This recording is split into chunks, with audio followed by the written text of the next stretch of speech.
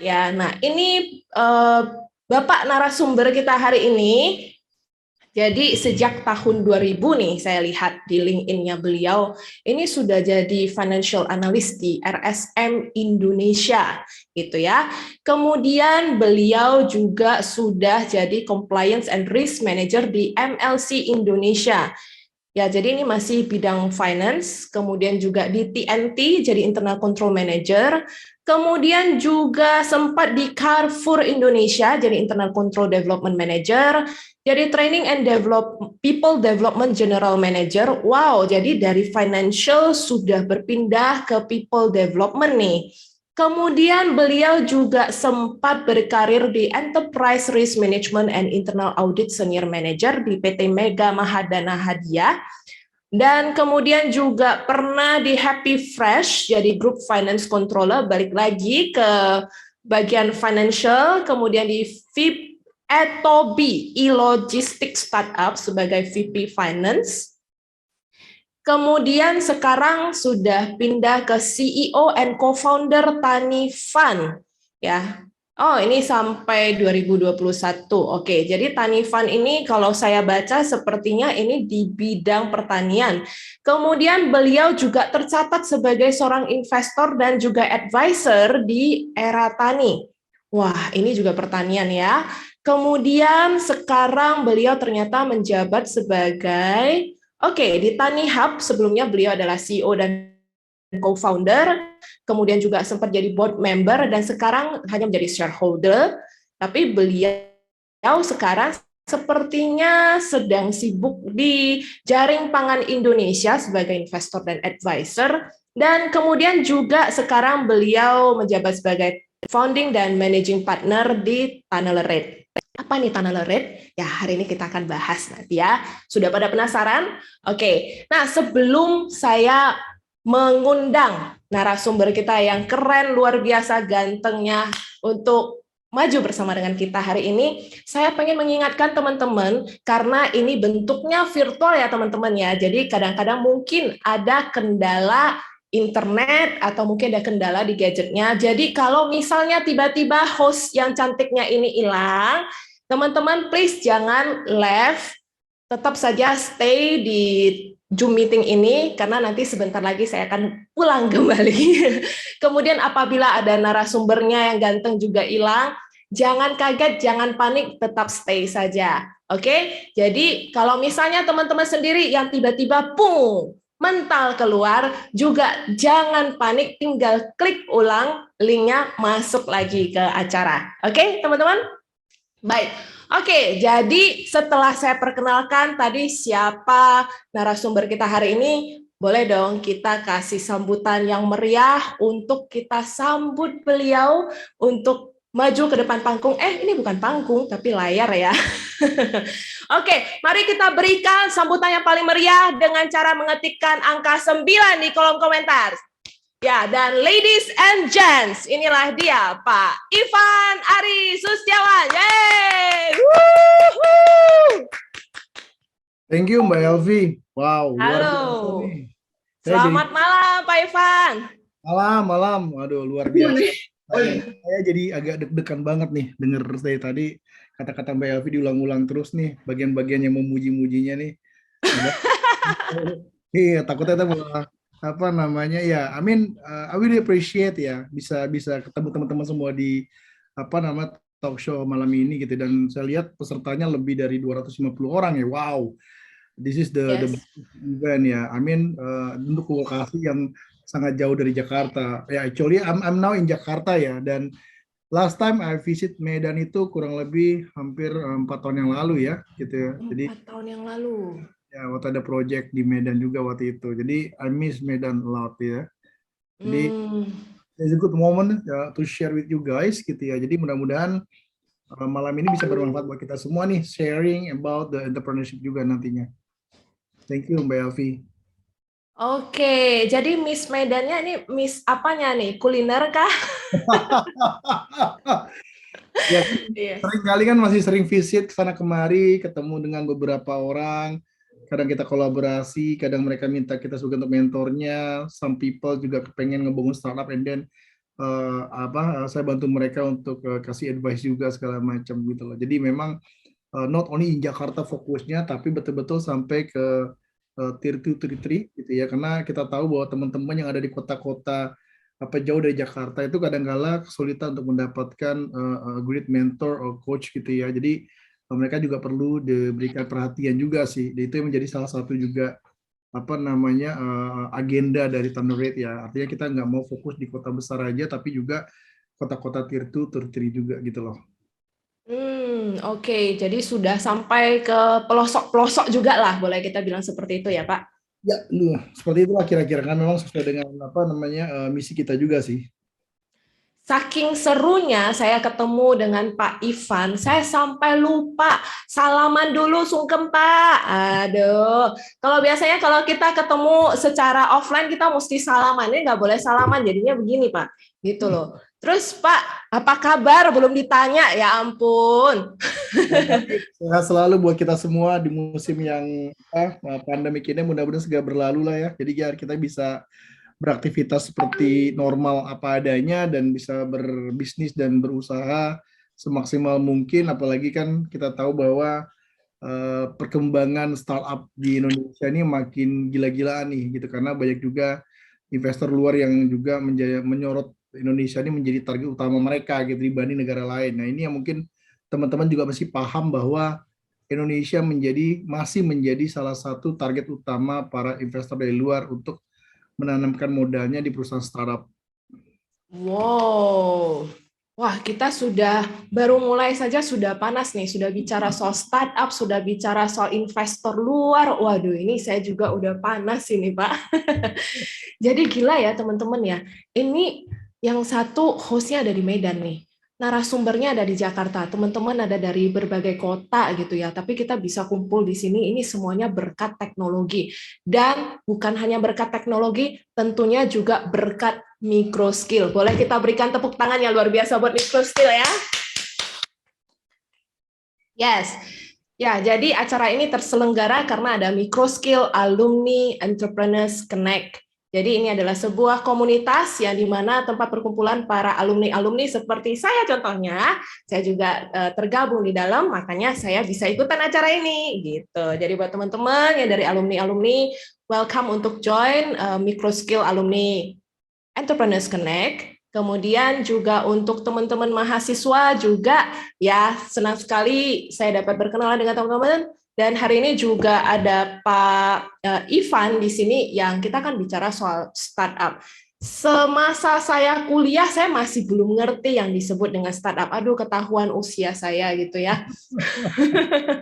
Jadi startup itu baru-baru kayaknya berapa tahun belakangan ini kita mulai bicara soal si siapa-siapa bangun startup, si siapa-siapa bangun startup gitu ya.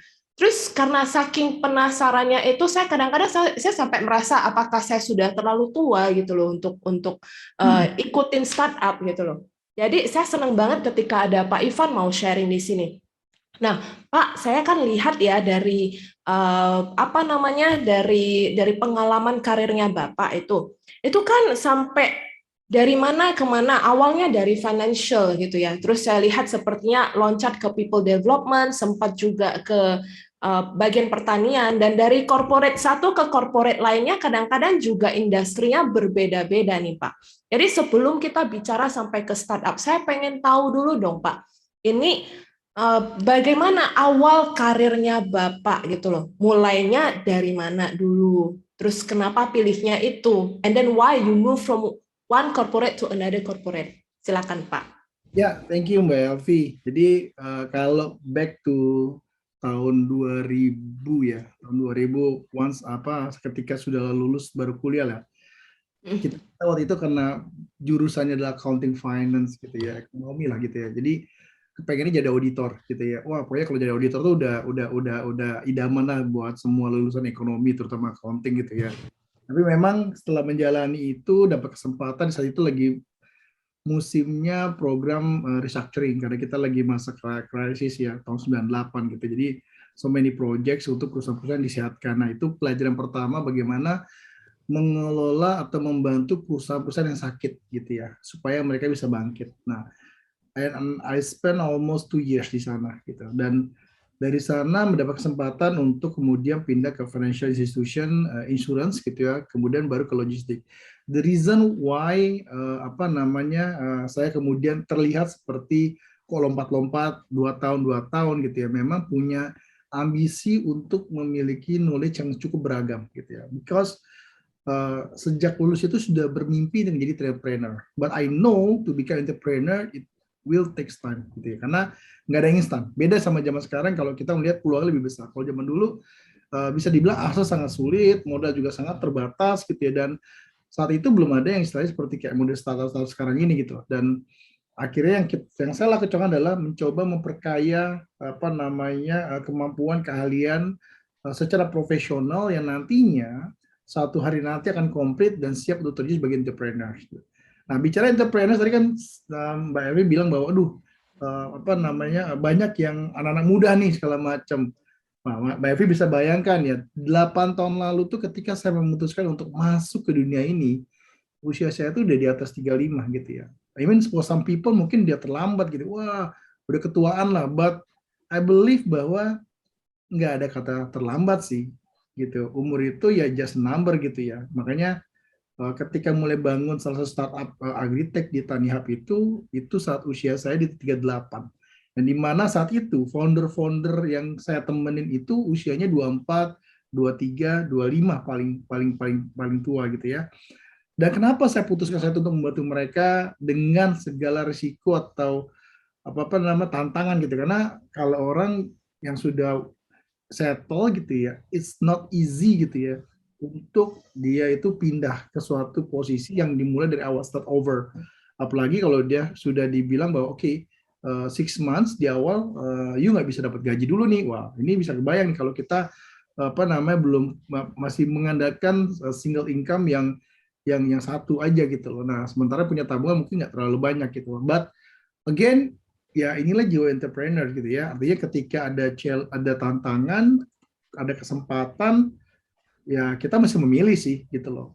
Gimana kalau fail? Ya fail at least I try gitu kan ya. Kalau seandainya tiba-tiba 6 bulan kondisi tidak seperti diharapkan, ya I need to go back to my professional gitu loh. Nah, jadi what I would like to say adalah bahwa perjalanan karir itu yang membentuk kita gitu ya, di mana harapannya adalah ketika kita menjadi entrepreneur maka learning curve kita akan lebih pendek. Itu harapannya. Nah, sambil saat itu menjelang masuk ke digital, saya pribadi kepengen ngebantu teman-teman startup yang muda-muda waktu itu sebagai the informal mentors gitu. Jadi kita tuh punya grup WhatsApp waktu itu sama grup Telegram ya yang ibaratnya benar-benar underground banget lah, yang founder-founder itu founder-founder nggak dikenal di market gitu. Jadi kita ngumpul tuh ada sekitar 200-300 orang gitu, dan kita share each other gitu loh. Nah di situ saya bantu mereka, what do you want to do gitu. Oh kita mau bikin seperti ini nih gitu. Kira-kira Om Ivan bisa bantu nggak? Waktu itu kan karena dia think mereka datang manggil Om Ivan gimana Om Ivan bisa bantu nggak? Oke, let me help you gitu. Nah seperti itu sih Mbak Elvi. Jadi menyenangkan karena memang dari awal saya kepengen ngebantu banyak orang untuk bisa berusaha dan membangun bisnisnya. Dan memang sekali lagi saya bilang bahwa entrepreneur is not for everyone gitu loh ya. Jadi nggak salah juga kalau seandainya memang hanya sebagian kecil yang bisa lolos proses itu sendiri gitu. Jadi nggak, karena entrepreneur pun bisa sukses juga dibantu sama support sistemnya yang which is bisa jadi mereka juga tidak harus menjadi founder, tapi mereka tidak kalah hebat gitu dari founder. Jadi everyone have the significant role juga di dalam membangun entrepreneurship. Oke.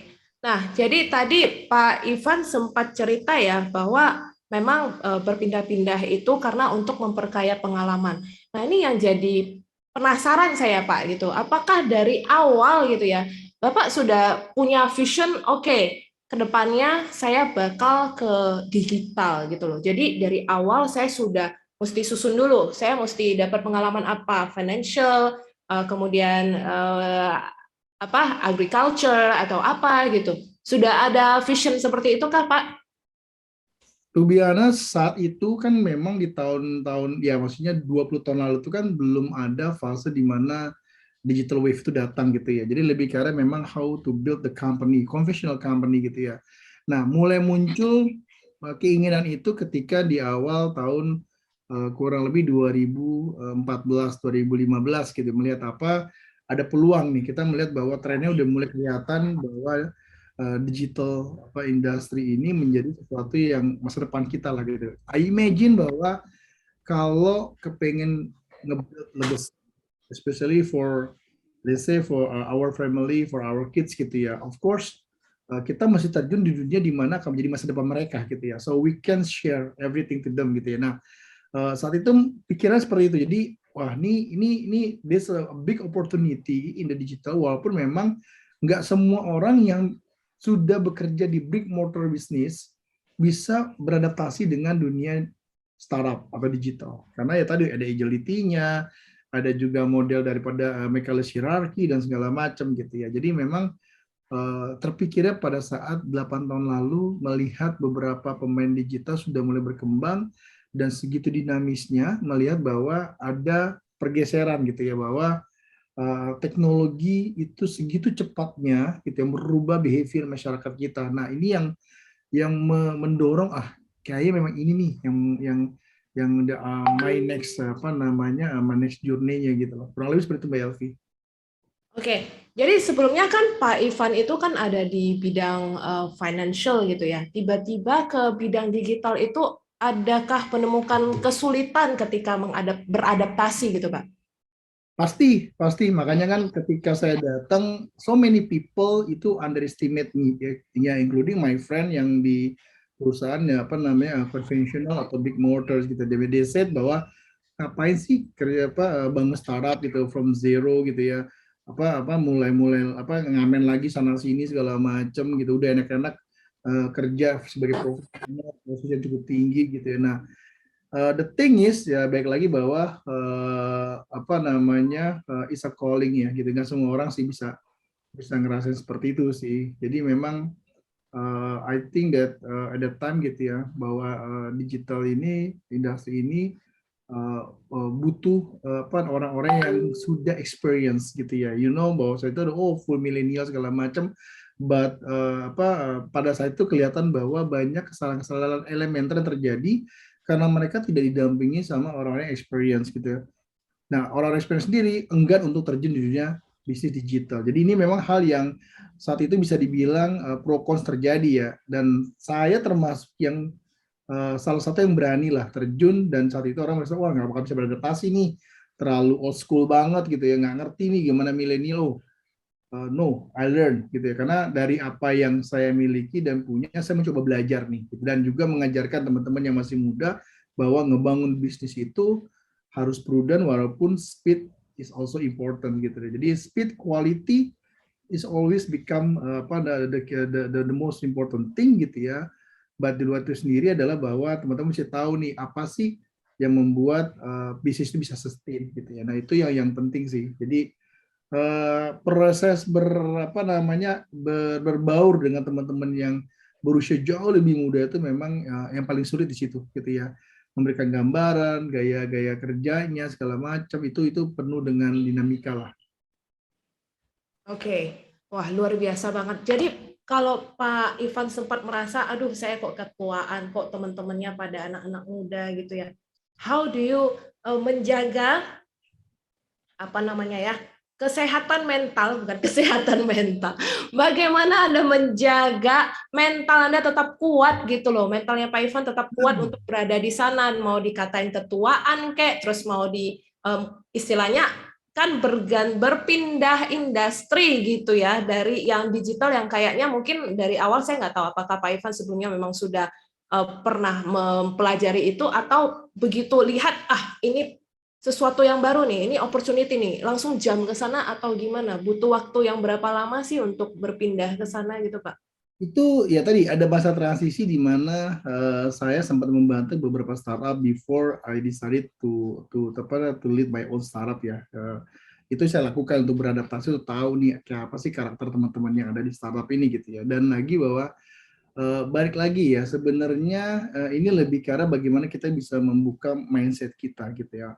Bagaimana kita bisa open minded juga gitu loh, bahwa teman-teman yang muda-muda ini cara pendekatannya how to empower mereka juga berbeda nih. They are very great gitu ya. Tapi memang kadang-kadang kan kalau yang biasa dikerja di brick motor terlalu birokrasi, terlalu kaku, senangnya dipanggil Pak gitu ya.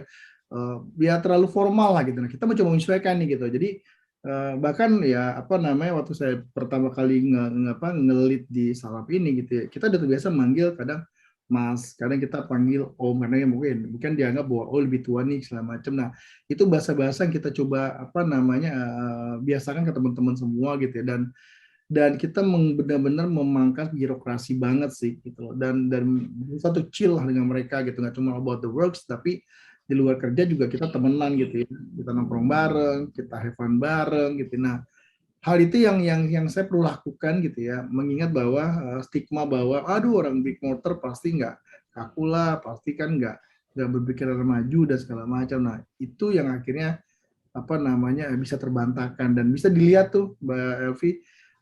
Saya nggak tahu sampai mulai, tapi sejak era saya dan mulai masuk ke dunia startup, mulai itu banyak orang-orang dari brick motor yang pada akhirnya memutuskan juga untuk berkecimpung di dunia startup digital, dan hasilnya bisa dilihat sampai hari ini. Kalau dilihat beberapa startup besar gitu ya, latar belakang mereka sebagian besar itu di luar founder mereka ya, itu mereka bekerja di perusahaan yang well established gitu ya, some is the MNC multinational companies gitu ya, dimana mereka bawa semua pengalaman mereka dan hal-hal positif gitu ya ke dalam startup itu sendiri.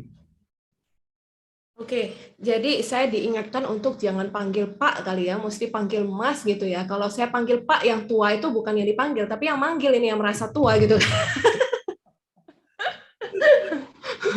Atau bro, hey bro gitu ya. Oke, jadi saya panggilnya Mas Ivan nih kalau gitu. Oh, Mas Ivan boleh, Bro Ivan boleh, terasa lebih muda kan? Jadi kita jadinya kan. Ini yang dipanggil yang merasa muda atau yang manggil yang merasa muda nih sekarang? Karena terus terang aja ya, di lingkungan saya hampir jarang mereka panggil Pak ya. Gitu loh, kecuali yang sekarang di Tannerite ya, karena mereka baru kenal, kita baru berinteraksi segala macam, tapi before that ya mereka panggil Mas, kalau nggak mereka panggil Om gitu ya. Om gimana kabarnya gitu segala macam. Just to make mereka lebih comfort aja sih, itu sih. Oh, oke. Jadi sekarang saya ubah nih jadi Mas Ivan. Oke. Jadi Mas Ivan selama perjalanan gitu ya, kan nampaknya sih kok kalau diceritain kayaknya ya gampang aja, tinggal pindah begini, oke ada waktu adaptasi gini ya. Tapi sebenarnya saya tahu di belakangnya mestinya nggak mulus-mulus terus kan. Pastinya juga ada momen-momen ketika jatuh banget, jatuhnya sampai ke jurang-jurang banget gitu. Ada nggak sih Mas Ivan? Kalau ada, terus apa yang terjadi? And then how do you get up again? Kalau bicara pada saat periode entrepreneurship ya gitu ya, jadi bisa dilihat bahwa ngebangun perusahaan itu is not easy gitu ya. Itu kadang-kadang bisa makan waktu kita 24 hour gitu sometimes as a founders gitu ya. Kenapa? Ya kita kadang-kadang nggak bisa tidur tenang, mikirkan apa yang terjadi besok, bagaimana kita memastikan teman-teman atau karyawan kita bisa tetap bekerja dengan baik dan segala macam gitu ya. Nah, hal-hal ini yang apa namanya yang bisa dibilang membuat kita selalu terjaga gitu ya, terlalu sadar gitu bahwa kita nggak bisa santai nih gitu ya. Jadi kalau teman-teman yang menjadi founder merasa oh jadi founder enak, atau namanya bisa CEO, CMO, COO gitu ya, ya itu cuma bagian 1,1% gitu ya daripada kebanggaan. Tapi selebihnya tuh betul-betul challenge ya. How to you to prove bahwa you itu memang layak untuk menyandang posisi sebagai CEO atau CMO atau COO gitu ya. Karena kan ketika you name it your role as the CEO, maka ketika ketemu CEO lain you need to make sure bahwa level kita hampir sama dalam hal pembicaranya, dalam apa namanya the way we do the businessnya segala macam. Nah itu yang any of us tuh mesti siap untuk situ. Jangan sampai oh CEO ini tapi kok kelasnya beda nih gitu. Kelas itu bukan berarti dilihat dari kaya atau sukses atau enggak ya, tapi lebih karena bahwa maturity kita sebagai CEO itu mesti penting. Bukan masalah umur ya, tapi lebih karena bagaimana kita membawa diri kita secara profesional dalam membawa bisnis, membawa perusahaan kita. Nah, itu yang paling penting. Nah, gimana masa-masa yang paling beratnya adalah ketika kita mengalami suatu proses kita sudah ambil kehabisan uang gitu ya. Wah, ini kalau nggak terbiasa kan stres banget nih gitu ya. Stres gitu ya, nanti rambutnya jadi rontok, botak gitu ya, kayak saya gini lah gitu ya. Jadi teman-teman please biasakan bahwa ketika menerima funding lah, contoh 100.000, 200.000, 3 juta, 4 juta, kesannya banyak ya, kesannya banyak ya. Tapi ketika sudah punya karyawan 400 orang, itu sedikit uangnya, gitu ya. Jadi please make sure bahwa segala hal itu bisa dikontrol dengan baik, tidak juga berfoya-foya gitu segala macam, karena ya ibaratnya adalah bahwa apa namanya kekayaan atau penghasilan itu akan datang dengan sendirinya sih, seiring dengan berkembangnya perusahaan, seiring dengan kita bisa lepas beberapa sahamnya nanti, itu akan ada semua kemungkinan itu gitu. Jadi hal yang paling sulit ya menurut saya gitu ya, ketika masa-masa itu adalah masa-masa di mana ketika kita harus berjuang dan mempertahankan perusahaan kita tetap sustain di saat kondisi keuangannya tidak memungkinkan. Nah, itu yang paling challenging buat teman-teman sih. Okay, so when it happens, pernah terjadi ya di Pak Ivan ya, di Mas Ya. Ivan jadi Pak lagi. Pernah terjadi ya. Terus how do you get up ketika rasanya aduh ini duit nggak cukup, aduh ini dibanding dengan mungkin juga jadi merasa banding-bandingkan diri dengan yang lain gitu loh. Pastinya juga ada support system yang mensupport Pak Ivan. Mungkin boleh cerita support system apa yang begitu pentingnya bagi seorang Pak Ivan, kemudian juga apa yang dilakukan Pak Ivan supaya cepat bisa kembali lagi ke track yang benar.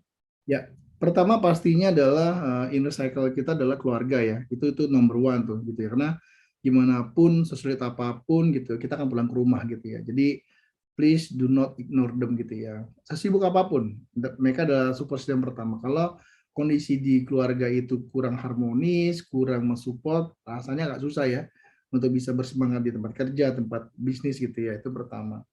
Yang kedua adalah tim kita, tim di tempat perusahaan kita. Kenapa kita mesti membawa mereka bahwa mereka bukan karyawan kita, mereka adalah family kita dalam hal berusaha gitu ya.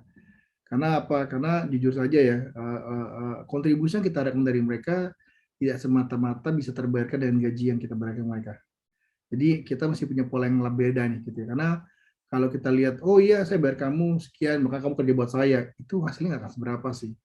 Tapi bonding yang sangat kuat adalah ketika kita treat mereka beyond sebagai employees gitu ya. Itu yang penting gitu. Jadi how men-treat mereka as your family gitu ya. Share share nggak hanya di saat susah, tapi di saat senang pun juga you share with them gitu ya. Kadang-kadang kan kalau leader kan most likely mereka pas saat susah aja diceritain, wah tolong dong ini, gitu. Happy-nya mereka diam-diam aja, party sendiri gitu ya. Nah, ini sepertinya jangan gitu, karena ini yang nomor 2 support system adalah teman-teman atau karyawan kita yang ada di situ gitu lah. Ini yang penting dua hal ini dalam hal ngebangkitin supaya kita bisa terus bertahan dan bisa menyelesaikan semua masalah yang ada gitu ya. Karena back to my story gitu ya, bahwa pernah nggak habis duit? Oh pernah gitu ya. Tapi nggak tahu kenapa ya, orang kalau dalam keadaan terdesak gitu ya, ada dua sih, either dia menyerah atau ada aja jalan keluarnya gitu. Dan alhamdulillah waktu itu ketika lagi kondisinya sulit, tiba-tiba kok ada ya jalan keluarnya perbankan yang bisa membantu dalam nilai yang cukup besar gitu ya.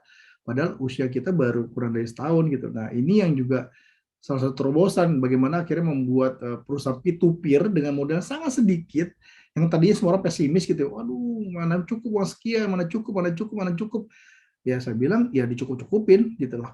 Akhirnya kita kerjakan, akhirnya boom, dalam waktu beberapa tahun gitu ya, 2-3 tahun nilainya udah $1 million gitu kan ya. Padahal mulanya mungkin dengan uang yang hanya 200 juta gitu ya. Nah, hal-hal ini yang sebagai entrepreneur masih berani sih. Karena kalau itu semuanya dihitung kertas gitu ya, nggak akan jalan. Jadi jangan seperti auditor yang dilihat semua, dihitung semua, 10 tambah 10, 20, tidak semuanya bersifat intangible. Ya, the rest is nggak semuanya tangible, the rest adalah intangible. Jadi seorang entrepreneur masih punya insting juga nih, tahu nih how to menyelesaikan segala masalah ini gitu. Nah, penting buat teman-teman karena kalau you focus on the paper gitu ya, I don't think it's a good enough for you to become the entrepreneur sih. Oke, Pak. Jadi kalau kita bicara soal berani ya, kadang-kadang berani itu bisa jadi lawannya teliti. Kalau ditelitiin kadang-kadang jadi nggak berani gitu loh, Pak. Jadi kalau misalnya dikasih pilihan nih, mau entrepreneur itu harusnya lebih milih yang mana, berani atau teliti nih, Pak? Lebih penting. Ini saya nggak tahu nih resep yang paling mujarab apa, tapi for myself, untuk diri saya sendiri gitu ya, untuk dari saya tipikal orang yang risk taker gitu ya, berani gitu ya. Of course, karena background saya finance, pernah jadi auditor juga, bukan berarti nggak teliti gitu ya, tapi kita harus memilih gitu ya. Kita nggak mungkin dapat semuanya gitu ya. Ibarat kalau kita makan di rumah makan Padang ya, disajikan semua makanan, itu rasanya enak semua di mata, benar nggak? Gitu ya. Tapi Ya, kan mungkin kita makan semua di atas meja gitu. Kita mesti memilih mana yang risikonya paling kecil, yang bisa kita makan. Tapi kita mesti makan. Karena kalau kita nggak makan, kita kelaparan. Cuma bisa lihat orang makan. Tapi wah kalau makan ini pedas, takutnya sakit diare. Kalau makan itu nanti giginya sakit. Kalau kita terbayar mikir seperti akhirnya kita nggak makan. Bener nggak? ya, Kita nggak makan. Karena mikir, wah kalau makan ikan nanti tusuk durinya, kalau makan daging nanti kolesterol. Wah semua ada risikonya di atas meja itu, gitu ya. Dan kita harus makan daripada kita berkomentar, gitu ya. Kalau komentar, analisa, nggak makan-makan, akhirnya kita jadi kurus kering dan kelaparan. Sementara orang lain sebagian udah menikmati hasil makannya, keluar dari rumah makan Padangnya, dan kita mau jadi apa? Mau jadi penonton berkomentar, atau kita menjadi orang yang menjalankan itu? Nah, itu berarti boleh kita simpulkan berani yang dengan resiko yang terukur, gitu ya, Pak? exactly. Sesuai dengan kemampuan kita. Sekarang tidak ada keputusan yang salah sampai terjadi keputusan itu, benar nggak?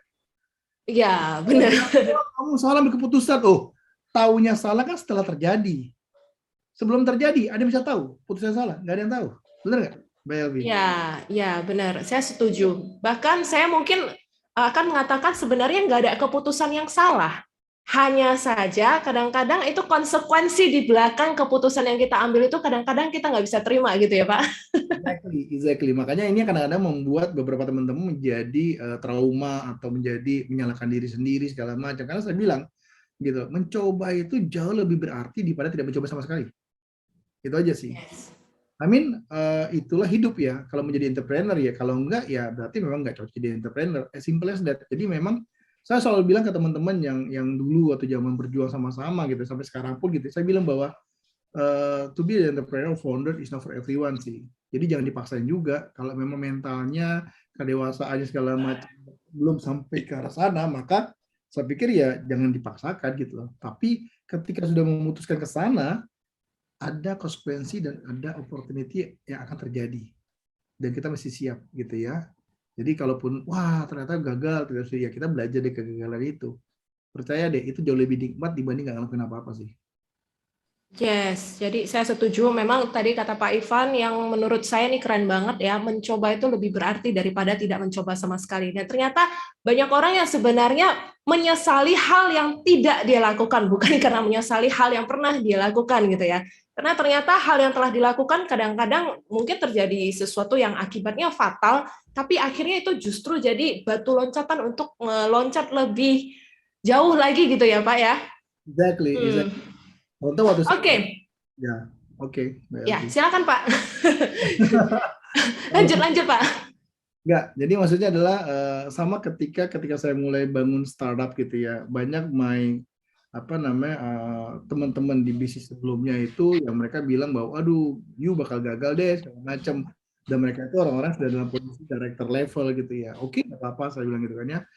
And then saya bilang ya ini bagian yang menantang dan saya percaya dia akan berhasil gitu ya. Dan waktu hitungan tahun 3-4 tahun gitu, saya datang ketemu mereka kembali dan justru saya tawarkan mereka untuk kerja sama kita gitu. Jadi ini kadang-kadang dunia terbalik ya gitu ya. Di saat itu mungkin kita ada di bawah, tapi ketika kita tekun kita jalankan, itu bisa berbalik semua kondisinya. Jadi kita jangan pernah merasa inferior, merasa bahwa kita selalu di bawah, enggak. Santai aja, jalani aja. Dengan rasa bahwa oh someday saya bisa kok balikin itu semua gitu ya. Jadi dengan rasa optimisme, Mbak Elvi. Tapi sekali lagi bahwa tidak semua orang memiliki karakter atau profil untuk menjadi entrepreneur. Dan itu kita mesti pahami. Jadi ada juga founder materials gitu lah. Ya, ya ini nggak satu bisa dipaksain ya kalau memang secara spiritnya, secara mindsetnya, secara apa ininya dia memang nggak siap untuk itu dan dia lebih siap sebagai support sistemnya seorang entrepreneur. Itu juga nggak salah gitu ya. Karena kalau semua jadi entrepreneur nggak ada yang bantu entrepreneur ntar gitu ya. Jadi ini masalah pilihan posisi aja sih gitu. Yes. Oke, teman-teman, jadi ini seru banget, pada ternganga-nganga kali ya. Lihat Mas Ivan ceritanya keren banget. Jadi pada terinspirasi sampai lupa bertanya. Jadi teman-teman kalau ada pertanyaan silahkan drop di kolom komentar, nanti kita ada session Q&A. Jadi bersabar, nanti akan dijawab oleh Mas Ivan, tapi silahkan kalau misalnya di tengah-tengah ternyata Anda ada pertanyaan yang pengen ditanyakan, sudah gregetan, pengen ngomong sama Mas Ivan, silahkan di kolom komentar, gitu ya. Oke, jadi Mas Ivan kita kembali lagi kalau kita cerita soal tadi kegagalan gitu ya. Mas Ivan boleh tahu nggak? Kalau kita cerita soal kegagalan, ya kembali lagi mungkin itu bisa jadi justru life turning point gitu ya. Nah, dari Mas Ivan selama begitu panjangnya pengalaman karirnya Mas Ivan, atau mungkin bukan dari karir juga ya, ada nggak sih sesuatu yang terjadi yang menjadi biggest turning point of Mas Ivan gitu? Ya, baik lagi adalah pengalaman pertama kali ngebangun atau ngejalanin startup sendiri gitu ya. Jadi sebelum menjadi founder kan kita kadang-kadang merasa kita tahu segalanya nih karena kita di profesional kan gitu. Nah, ini yang ketika masuk kita kaget, mengalami turbulensi, mengalami kayak roller coaster gitu ya. Dan ketika berada di titik paling bawah itu sempat kita ada pilihan bahwa, aduh, jangan-jangan memang kita nggak cocok nih, saya nggak cocok nih, dan mungkin saya mesti keluar dari ekosistem ini gitu ya. Tapi hal itu akhirnya ada satu titik di mana udah kepengen banget, aduh ini kayak mau berhenti lah, udah nggak mungkin kayaknya gitu. Terus baik lagi ya merenung, terus saya datang ke orang tua saya sih waktu itu gitu ya. Ya walaupun orang tua betul-betul nggak ngerti soal bisnis industri digital segala macam, saya datang ke sana hanya sekedar untuk bertemu mereka dan singkat saya bilang bahwa ternyata bikin bisnis itu nggak gampang, saya bilang gitu ya, tidak segampang seperti apa namanya kita berada sebagai profesional gitu loh. Terus yang saya tanya mereka adalah apa sih yang masih saya lakukan gitu ya, apakah saya masih berhenti atau saya bisa diteruskan gitu ya. Nah, satu yang saya ingat sekali dari orang tua saya bilang bahwa kamu akan tahu kapan waktu memang harus berhenti atau harus lanjut tanpa orang lain masih kasih tahu. Itu yang, dan kamu akan dapat sinyal itu. Dan ketika sinyal itu datang, ya tolong jangan dilawan gitu loh. Nah, setelah saya pulang dari sana, besoknya saya melihat bahwa beberapa masalah ini yang tadi ya tapi nggak bisa selesai, akhirnya selesai. Karena sama, karena saya merasa bahwa apa sih ruginya kita hidup cuma sekali, ya gitu. Ya kita maksimalin aja. Kalau memang udah rasanya nggak mampu, ya udah kita tinggal bilang bahwa oke, kita give up, kita selesai, kita keluar. Tapi alhamdulillah itu nggak terjadi, gitu ya. Dan entah kenapa semuanya berbalik tuh. Yang tadinya nggak mungkin jadi mungkin gitu. Bayangkan ya untuk sebuah startup yang bisa dibilang kurang dari setahun, kita bisa disupport perbankan dengan nilai support finance yang saya bilang cukup lumayan, sampai $1 juta. Yang saat itu semua orang bertanya, kok bisa ya Ivan meyakinin, kok bisa ya? Nah ini pertanyaan, kok bisa ya? Yang lain ini nggak bisa gitu. Bang. Ya karena kita yakin, dan yang kita jual itu kan mimpi, ya mimpi tentang masa depan, gitu ya. Sama seperti yang dilakukan sama beberapa unicorn sekarang. Pada saat zamannya mereka kan jual mimpi. Mimpi bahwa nantinya model kita sekarang ini seperti ini, besoknya akan seperti ini gitu. Dulu mana ada instant delivery? Mana ada yang percaya instant delivery? Semua orang tahunya kirim paket 7.000 perak, besoknya baru sampai atau 3 hari kemudian. Ya kan? Yes. Ada orang bilang, wah orang kita mana sih mau beli layanan premium langsung diantar hari ini juga, jam ini juga, nggak ada yang mau percaya. Tapi kenyataannya setelah kita mencoba dan merasakan itu, sekarang kalau kita ketinggalan atau butuh baju pengganti aja, kita rela keluar duit 100.000 untuk bayarin apa namanya instant delivery gitu kan ya, seperti itu. Tapi seperti itulah. Jadi we need to believe apa dengan apa yang kita lakukan. Jadi ini saya tertarik banget tadi Mas Ivan sempat ngomong bahwa hidup kita itu cuma sekali. Jadi ya kalau kita nggak mencoba untuk menjalankan ya gitu aja gitu loh. Jadi kalau misalnya kita sudah jalankan ya ternyata gagal, ya sudah give up and then get up again gitu kan. Itu kayak simple banget gitu loh. Nah, Mas Ivan, ini kalau kita cerita soal entrepreneurship, kita cerita soal startup gitu ya. Startup itu kan berarti bagian dari entrepreneurship gitu ya, Pak. Saya kok bapak-bapak lagi gitu. Jadi kalau kita cerita soal startup sekarang anak-anak muda kalau kita ketemu anak muda, kita tanyain, lu mimpinya apa? Cuman dua, Pak. Cuma dua, Mas. Satu, jadi YouTuber. Yang kedua adalah bangun startup, gitu loh. Nah, hari ini kita cerita soal startup, dan ini luar biasa banget. Di depan mata kita ini ada seorang yang sudah pengalaman luar biasa dalam bidang startup. Jadi, saya pengen tanya nih, mulai dari terlalu banyak pertanyaan di kepala saya, tapi saya nggak bisa tanya langsung sekaligus. Ini saya lihat waktu juga kejar-kejaran dengan waktu gitu ya. Jadi satu persatu. Oke, gini. Apa tips atau advice dari seorang Mas Ivan kepada anak muda? Apa sih karakter ataupun sikap ataupun mungkin apa yang perlu mereka miliki sebagai supaya mereka bisa menjadi seorang entrepreneur yang sukses seperti Mas Ivan? Ya, pertama adalah mereka harus siap berkorban ya. Korban itu macam-macam. Berkorban untuk modal, berkorban untuk waktu, ya, berkorban untuk perasaan gitu ya. Semua berkorban gitu ya. Itu yang pertama gitu ya. Yang kedua adalah mereka harus bisa tahan banting gitu ya. Jadi mentalnya itu mesti benar-benar teruji ya. Artinya adalah nggak boleh spoil gitu ya. Nggak semuanya serba indah. Mungkin kenapa pengen jadi YouTuber atau menjadi apa namanya founder startup itu, karena yang dibayangkan mereka sama seperti kayak sinetron kali ya. Wah, yang kelihatannya indah-indah gitu ya.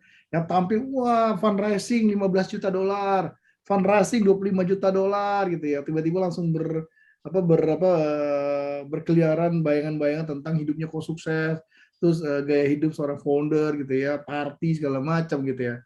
Percayalah, itu cuma 5%. Jadi yang tertampak itu bukan mewakili populasi majoritinya. Tapi kalau populasi itu 9% adalah, wah itu betul-betul mereka tuh berjuang mati-matian gitu ya. Kadang menjadi seorang founder mesti betul-betul hemat, mesti betul-betul apa namanya cost efisiensi segala macam. Nah itu kalau ngumpul kadang-kadang di warung kopi gitu ya, saking sama founder nih yang benernya nih gitu kan, warung kopi, makan singkong, makan indomie gitu. Nah itu yang kadang, waduh gue gimana mau makan enak nih gitu kan, ngebayangin tim gue besok kagayan aja, gue makan indomie aja lah gitu kan. Nah itu the story behind the founders yang kadang-kadang teman-teman merasa bahwa masa sih memang seperti itu ya, kadang-kadang kehabisan duit buat ongkos pulang aja pinjem gitu ya, tapi ya dia nggak perlu ceritain timnya kan soal itu kan, gimana listrik buat bayar kantor dia mesti pikir pinjam ke siapa gitu ya kan, nggak pernah cerita gitu. Apa dia cerita ke karyawan, guys ini listrik udah mau habis nih atau internet nih saya terpaksa pinjam, nggak akan cerita. Founder yang bener nggak akan cerita, kecuali kalau foundernya cengeng ya dia akan cerita, wah gue udah susah nih, wah. Tapi yang bener nih ditelan aja sama dia. Kenapa? That's really lonely position as a founder, as a CEO, as a C-level ngebangun itu. Jadi it's a lonely position. Jadi ya siap aja gitu untuk mentalnya dan apa namanya semangat ya segala macam gitu. Dan satu lagi adalah yang paling penting bangun network ya. Bangun network.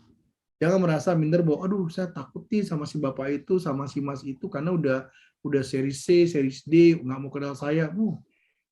Nggak usah punya pikiran. Email aja, message aja di LinkedIn, ngajak aja ketemu 30 menit. Asal teman-teman tahu aja ya, ini saya aja sampai hari ini, walaupun ratusan inbox saya akan coba jawab semaksimal saya satu persatu. Dan karena mereka minta waktu 15 menit sekedar untuk cerita gitu ya. Pak, ada mau cerita dong, sharing gitu ya. Terus 15 menit itu bisa membangkitkan semangat dan motivasi mereka. Walaupun kemudian nggak ketemu lagi nih gitu. Tapi ketika mereka berhasil, terus mereka datang lagi nih. Mas Ivan, thank you ya. Waktu itu udah sempat waktunya 30 menit. Wah, akhirnya Mas saya berhasil nih Mas. Bla bla bla bla bla bla, dan saya sudah mendapatkan funding Mas, ini kalau bukan Mas Ivan, I mean, bahkan 15-30 menit kita itu sangat berarti buat mereka. Jadi please always share gitu ya, pay it forward. Saya selalu bilang sama teman-teman di Tandoori juga sama my partner Mbak Afi gitu ya. Ini my partner since 4-5 tahun lalu. Saya bilang bahwa why we build Tandoori karena kita mau give back to community, pay it forward gitu. Jadi ngerasa susah jadi founder, ngerasa susah jadi entrepreneur, kepengen teman-teman yang memang punya bakat dan punya passion di sana memiliki learning curve yang lebih pendek daripada kita. Seperti itu. Wow, wow, wow, wow. Ini saya jadi merasa terbakar ini katanya kalau untuk minta jawaban dari Mas Ivan aja minta 15 menitnya susah minta ampun. Kita sudah berhasil nyulik Mas Ivannya 2 jam loh di sini. Gila. Ini betapa beruntungnya kita. Jadi teman-teman jangan sia-siakan kesempatan. Ayo ada pertanyaan silakan drop di kolom komentar ya. Ini karena kalau di inbox itu ya selamat Anda ngantri gitu ceritanya. Kalau di sini ya mudah-mudahan kita punya waktu yang cukup untuk jawab semua gitu ya. Nah, jadi tadi ada 3 poin dari Mas Ivan, karakter yang perlu dimiliki oleh seseorang untuk menjadi entrepreneur yang sukses. Yang pertama adalah siap berkorban, baik itu korban modal, waktu, dan perasaan gitu ya. Kemudian yang kedua adalah tahan banting. Ya, jadi jangan jadi yang cengeng kalau ada sedikit kenapa aja ceritanya sampai kemana-mana gitu ya. Tapi memang ada sih katanya kalau semakin dramatisir ceritanya itu semakin menarik gitu. Nah, kemudian yang ketiga adalah bangun network. Nah, namun kalau kita cerita soal 3 ini aja nih Mas Ivan, ini untuk orang-orang yang mau bangun startup gitu ya, baru aja mau maju pas denger 3 poin ini rasanya sudah langsung mundur 3 langkah gini. Kepikiran, aduh mau korban modal gua dari mana gitu loh. Korban waktu oke lah masih muda gua punya waktu lah. Oke, korban perasaan, aduh baru aja punya pacar gitu. Kemudian diceritain soal tahan banting. Jadi kalau misalnya saya ada kenapa-kenapa, saya nggak boleh cerita. Aduh, ini padahal ini zaman-zamannya gue curhat-curhatan gitu. Kemudian belum lagi network, nggak punya network. Jadi memang kalau anak muda itu kalau dia cerita soal kenapa lu belum mulai. Nah, 1, gue nggak punya duit. 2, gue nggak punya network. 3, gue nggak punya experience. Nah, seperti itu Mas Ivan. Nah, menurut Mas Ivan untuk orang-orang yang sebenarnya dia orangnya tahan banting nih. Dia orangnya siap berkorban nih. Masalahnya yang mau dikorbankannya itu nggak ada, modalnya nggak ada Mas Ivan. Jadi diceritain soal network, masih miskin network lah istilahnya. Oke, kalau sekarang mulai ngumpul-ngumpul ya dari LinkedIn ya, kayaknya kok, aduh berapa lama sih gue mesti nemu sampai orang yang benar-benar bisa ngebantuin gue gitu loh. Nah, menurut Mas Ivan, gimana kalau kondisinya seperti ini, ada solusi apa buat mereka?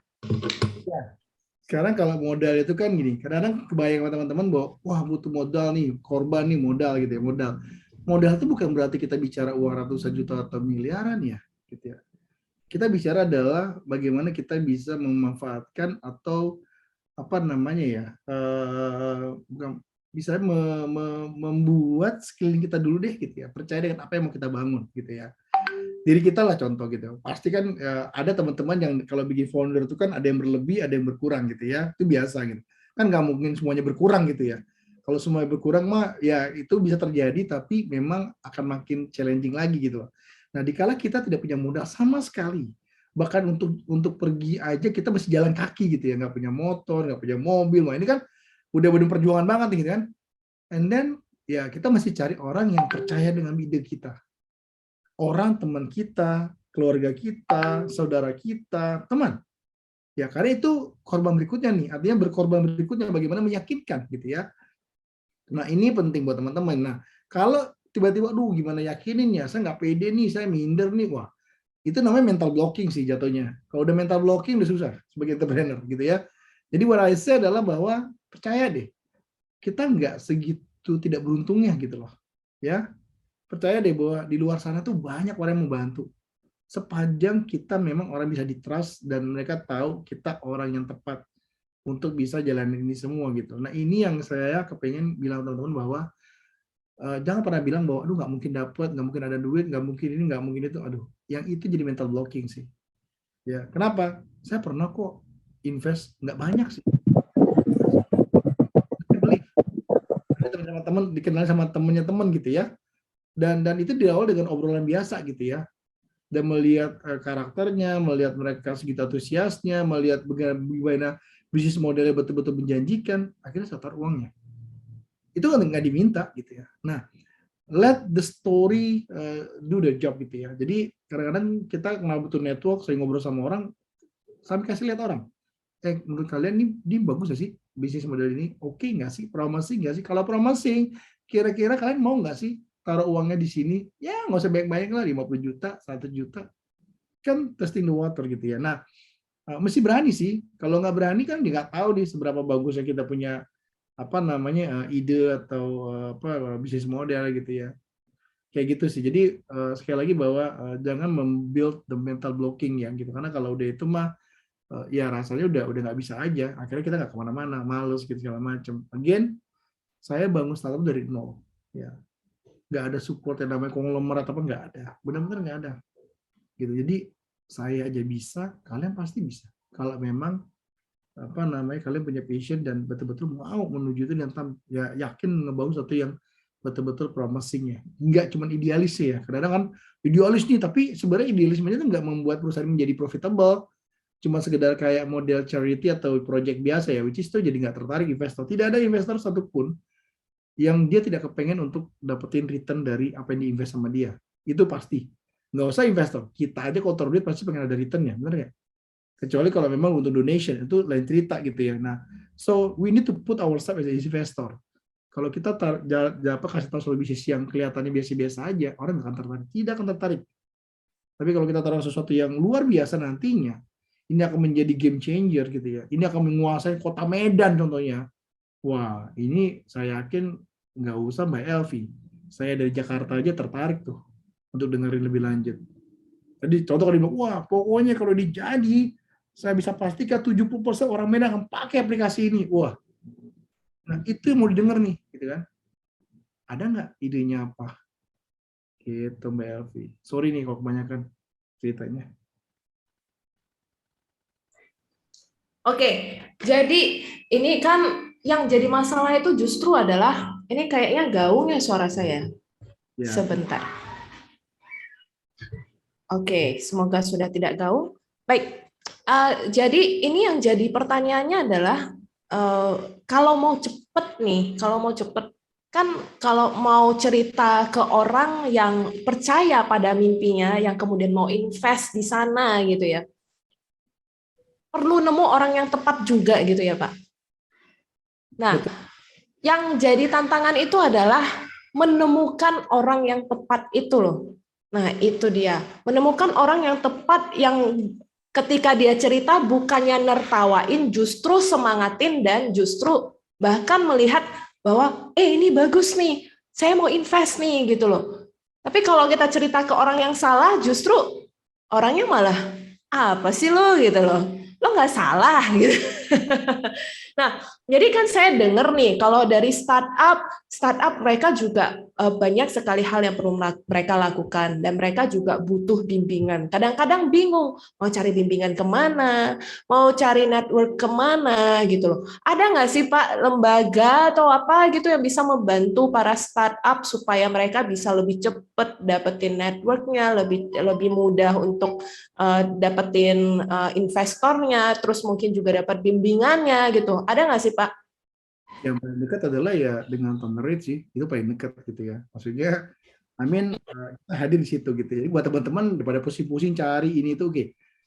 Ada di Thunder Rate. Di mana Thunder Rate ini built by founders gitu ya. Saya sendiri ada apa namanya Pak Barat, Riswanto, kita berempat nih gitu ya.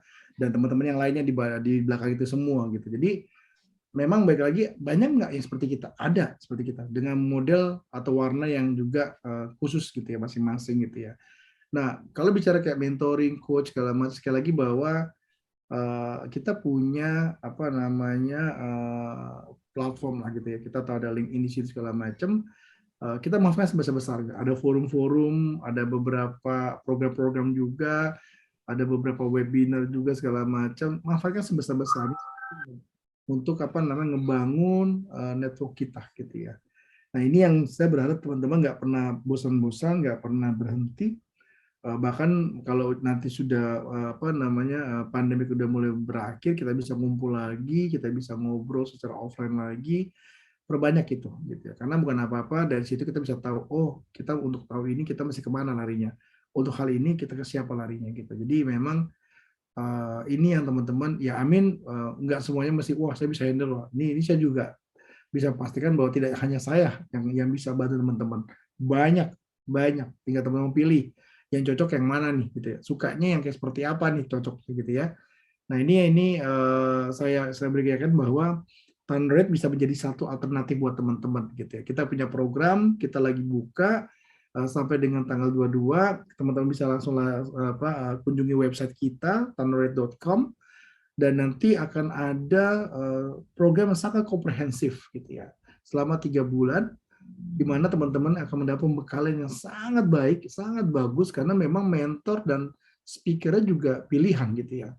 Nah, selain itu juga nanti kita akan koneksikan dengan beberapa venture capital yang memang mereka ini senang berkolaborasi dengan akselerator program seperti kita. Nah, inilah yang mau saya berikan tahu kepada teman-teman bahwa kita kepengen menjangkau teman-teman yang ada di tier 2, tier 3 gitu ya. Tidak hanya terpusat di Jakarta gitu ya, atau Pulau Jawa gitu ya. Kenapa? Ya, saya pernah dengar nih ada beberapa startup dari Medan nih, gitu ya. Dari mulai gaming, dari mulai kripto, gitu ya. Wah, ini kadang-kadang orang-orang Jakarta kan suka underestimate, ya. Wah, ternyata mereka hebat-hebat loh. Cuma memang nggak terjangkau aja deh kita di sini, gitu ya. Dan mereka nggak terbiasa gimana sih cara pitching, Mas Ivan, gitu ya. Nggak ngerti nih, gitu kan. Wah, kalau yang lain kan udah terbiasa pitching, wah, dengan bahasa Inggrisnya, dengan pakai istilah-istilah yang luar biasa, gitu ya, Pak. Nah, kita akan bantu di situ. Jadi ini bukan something yang tidak bisa dipelajari sih. Kadang-kadang teman-teman merasa, aduh nggak ngerti pitching apa sih, bahasa ini, itu, ngomongin matriks, ngomongin ini ya. Itu bukan suatu yang menurut saya sulit sih. Cuma karena belum terbiasa aja. Jadi kalau teman-teman ada yang ngomong yang kesannya kok asing banget, kok canggih banget, ya nggak canggih-canggih banget juga. Ini masalah kebiasaan aja. Kita nggak terbiasa, kita nggak pernah dengar, kita nggak pernah ini ya. Akhirnya membuat kita jadi asing. Nah, yuk kita biasakan. Kita ada di sini untuk bisa menyalurkan semua ide-ide teman-teman gitu ya di Tanred. Artinya walaupun mungkin nanti akan ada saringan-saringan, tetap network yang kita adakan ini saya yakin ke depan akan bermanfaat. Kita saling tukar pikiran, saling tukar ide, bahkan sinergi ya antara startup. Karena kalau nggak sinergi maka kita akan rugi sih. Jadi kalau dilihat sekarang udah unicorn aja masih sinergi dia. Masih cari teman yang sana, teman yang sini. Nah, kenapa nggak dari kecil kita sinergi? Yang satu sibuk di payment, yang satu sibuk di e-commerce, kenapa nggak langsung sinergi di awal? Supaya bisa sama-sama growth bareng. Kayak gitu sih. Jadi, bolehkah saya menyimpulkan bahwa si Tanred ini adalah akselerator yang menyediakan edukasi, bimbingan gitu ya, kemudian juga koneksi ya ke investor gitu ya. Betul. Koneksi ke investor, kemudian juga mungkin financial support kah? Mungkin bukan financial support ya, tapi kayak kita memiliki beberapa partner yang bisa menjadi operating asset mereka gitu ya. Jadi sekali lagi bahwa tidak selalu pendanaan gitu ya. Kadang-kadang ada juga beberapa developer yang siap untuk memberikan supportnya, atau bank dengan kurnya gitu. Ketika di agritech dia butuh petani, petani butuh pendanaan tapi dia punya agronomisnya, maka pendanaan akan datang dari bank. Dan bank itu seringkali menggunakan mode channeling. Karena apa? Karena pinjaman kur itu kan sangat kecil per orangnya, 25 juta, dan terlalu costly buat mereka kalau mereka mau monitor sendiri. So they will need support dari beberapa perusahaan rintisan atau startup gitu. Jadi saya bisa bilang seperti itu, bahwa yang Tanred lakukan adalah kita betul-betul membuka akses gitu ya, dan kita memberikan akses itu sendiri gitu ya. Dan ini yang saya berharap teman-teman bisa manfaatkan dengan sebesar-besarnya. Karena baik lagi gitu ya, apa yang kita ingin bangun tuh sangat basic dan sangat sederhana buat teman-teman founder gitu ya. Kita pengen berbagi keberhasilan kita. Ya. Kenapa? Ya, satu hal yang bisa teman-teman, oke, siapa sih orang dalam Tanred? Ya, orang yang pernah bangun startup, orang yang pernah berhasil bangun startup, selesai, udah. Gitu. Jadi kita mau berbagi keberhasilan itu kepada teman-teman supaya teman-teman bisa terinspirasi, termotivasi, serta learning curve teman-teman lebih pendek. Itu sih. Nah, itu yang membuat kita beda dengan yang lain. Oke, jadi kalau begitu, Mas Ivan, kita kan sebelum kita cerita soal tunnel rate, di mana tunnel rate ini adalah akselerator ya. Di luar itu sebenarnya kita kan sering mendengar ada akselerator, ada inkubator, ada angel investor. Sama nggak sih nih ketiganya? Ya, sebenarnya mereka saling terkait sih. Jadi contoh kayak incubator. Incubator itu tahapannya betul-betul dalam tahapan ide gitu ya. Jadi seperti antara founder ketemu founder lain belum ketemu di matchingkan, dijodoh-jodohkan. Terus idenya dites, apakah ide ini memang layak untuk apa namanya untuk dilaksanakan atau tidak gitu. Jadi memang kalau incubator itu betul-betul tahap yang paling awal gitu, very very early gitu ya. Itu incubator gitu ya. Nah, setelah incubator selesai, mereka baru mulai namanya start to build the startup-nya nih gitu ya. Udah ada nih, udah ada co-foundernya, udah ada idenya, udah tervalidasi segala macam, baru mereka setup. Baik itu bentuknya PT, CV ataupun apapun itulah legal hukumnya.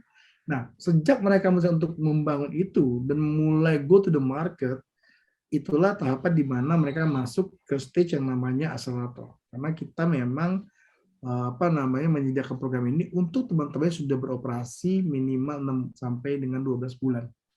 Kenapa? Karena memang tahapannya bukan tahapan ide lagi nih, tapi lebih kata betul-betul yang kita kepengen scale the business gitu ya. Yang tadinya traction cuma 1.000 user, dengan ikut kita 1.000 ini akan menjadi 50.000 user. Kurang lebih seperti itu. Dan dengan demikian langkah mereka untuk mendapatkan pendanaan dari investor pun akan jauh lebih dekat. Gitu ya. Karena apa? Karena ya ada bisa dijual nih dari sisi prospek perusahaannya. Artinya nggak hijau-hijau banget lah, nggak green lah gitu ya. Tapi benar-benar udah ada something yang konkret yang bisa dipertunjukkan lah ke para investor. Kurang lebih seperti itu. Dan investor siapa aja? Ya ada bentuknya modal ventura, venture capital di luar negeri, atau mungkin angel investor individual. Ya contohnya kayak Mbak Elvi nih, aduh saya punya uang nggak besar sih, kira-kira $10.000 gitu, saya mau invest dong gitu ya. Nah bisa, nah mungkin kalau kita lihat ada banyak berita-berita bahwa startup ini fundraising didukung oleh beberapa angel investor. Nah udah mulai tren tuh sekarang tuh, dari mulai artis, dari mulai politikus mungkin segala macam. Kenapa? Karena tren ini yang membuat kita kepengen menciptakan suatu ekosistem yang positif, bahwa investasi itu tidak hanya yang berbentuknya yang fix atau yang konvensional gitu ya. Ada lagi yang benar-benar dynamic gitu ya. Ada long term gitu ya, tentang dengan segala risikonya gitu. Jadi ada main di saham, ada main di kripto, ada yang di startup ya. Kita bisa bilang bahwa selalu membagi investasi kita di beberapa apa namanya funnelnya gitu. Jadi berapa biar kita nggak pernah tahu nih yang akan jadi gimana nih gitu. Itu sih. Jadi saling terkait lah satu sama lain. Oke. Ya, teman-teman, jadi kita juga sudah belajar banyak sekali dari Mas Ivan ya. Nah, di sini di kolom chat teman-teman bisa melihat di sana ada websitenya Tunnel apabila untuk teman-teman yang pengen kenal lebih lanjut, Tunnel itu apa sih? Nah, foundernya ada di depan mata kita. Kita akan tanya nanti bagaimana tunnel ini terbentuk, kenapa dibentuk, dan segala macam. Tapi teman-teman, untuk yang pengen tahu lebih lanjut, boleh lihat di websitenya ya. Websitenya boleh dicatat dulu, karena kita masih bakal lanjut ngobrol dengan Mas Ivan.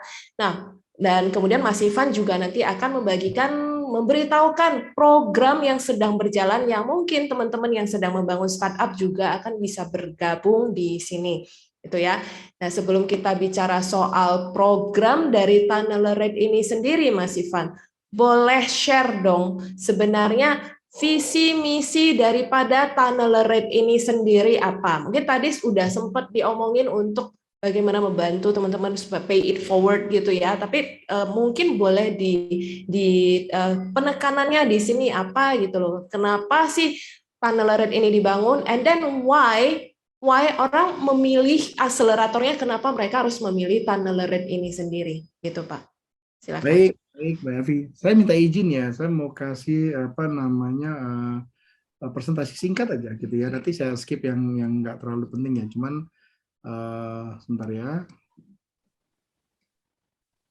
Sudah kelihatan ya? Oke. Jadi di sini saya mau cerita bahwa kenapa kita hadir dari Thunderate, ya tadi bahwa hadir dari impian para founder yang berkebutuhan ini untuk ngebantu another founders gitu ya. Kita mau kasih akses nih ke mereka. Kita tahu jadi founder tuh gak gampang gitu ya. Akses apa aja ya, akses ke capital, network, business itu kita mau berikan. Dan kita ingin menjadi founder friendly lah buat teman-teman founder gitu ya. Jadi kita nggak mau eksklusif gitu ya, kita mau inklusif. Jadi biar itu teman-teman tahu bahwa kita tahu gimana rasa menjadi founders. Dan apa sih visi misi kita gitu ya? Of course misi kita adalah accelerate the long entrepreneurship process gitu ya. Jadi memang kita pengen mempercepat semua proses entrepreneurship-nya. Visi kita of course dream, build and succeed, and then values kita yang paling penting adalah terkait dengan longevity-nya. Nanti adalah jangka panjang. Kita nggak mau ngebangun suatu jangka pendek gitu. Dan kapan kita mulai program kita itu tanggal 16 Mei sampai dengan tanggal 22 Juli. Ada 8 core knowledge yang kita sharing nantinya, yaitu adalah product and market, tech, customer, business development, people and culture, legal, finance, and equity and fundraising. Kenapa 8 ini? Karena kita melihat bahwa 8 inilah yang menjadi fondasi dasar untuk perusahaan yang di levelnya itu early stage gitu ya. Banyak teman-teman yang kurang paham atau kurang mengerti mengenai 8 core ini. Nah, ini kita memastikan bahwa mereka mendapatkan bimbingan dari mentor yang hands on lah. Seperti itu. Dan nantinya kita berharap kita bisa konekkan mereka-mereka ini dengan venture capital atau angel investor yang mungkin cocok dengan profil bisnis mereka. Dan pastinya adalah tadi seperti bilang tadi adalah mengenai values-nya nih. Tadi sudah dijelaskan ada trust, ada unified network, ada nimble enlighten, ada longevity. Jadi ini yang menjadi pegangan buat teman-teman Thunderate yang selalu di-share ke calon portfolio atau startup yang join our program. Ini adalah partnernya, gitu. Saya nggak mau terlalu banyak cerita di sini. Tadi sudah dijelaskan ada 4 orang, tapi di belakang ini ada beberapa orang lainnya memang ngebantu kita adalah ngebantu Thunderate ini. Jadi bisa dibilang di tahap awal ini kita memang menyediakan dana untuk program ini, pelatihan ini gitu ya, dengan harapan bahwa nantinya banyak teman-temannya terbantu dari sini gitu. Dan kalau dilihat dari secara detailnya kalendernya adalah kita sudah buka pendaftaran di tanggal 24 Januari dan kita akan announce itu di tanggal 22 April gitu ya, dari many to 25 to 15. Di mana nanti mulainya tanggal 16 Mei kita akan lakukan secara hybrid, ada yang online dan ada yang offline.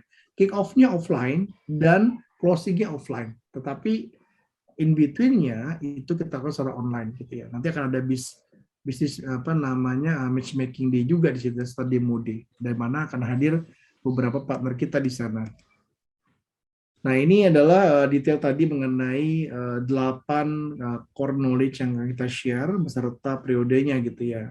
Harapannya adalah setelah selesai 3 bulan ini, di mana teman-teman juga akan didampingi masing-masing oleh mentor yang sudah kita pilihkan dan teman-teman pilihkan nih. Jadi udah memilih satu sama lain ya.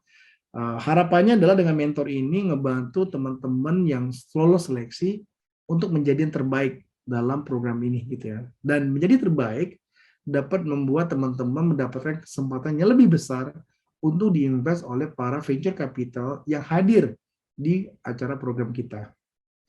Kurang lebih seperti itu, Mbak Elvi, kalau saya boleh sharing terkait dengan Thunderate, silakan teman-teman yang memang berminat untuk segera saja apply gitu ya, dan nantinya teman-teman di Thunderate akan melakukan kontak dan juga menseleksi teman-teman mengikuti program ini. Dan saat ini udah hampir lebih dari 100 ya yang sudah mendaftar gitu ya. Jadi memang kita masih open terus.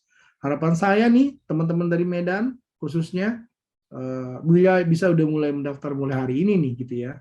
Karena kami ingin mendengar juga nih dari Medan mana-mana saja yang memang startup jatuh cukup menjanjikan ya. Jangan sampai teman-teman kehilangan momentum ini ya untuk bisa berkecimpung di skala nasional kita gitu loh. Kurang lebih seperti itu Mbak Elvi.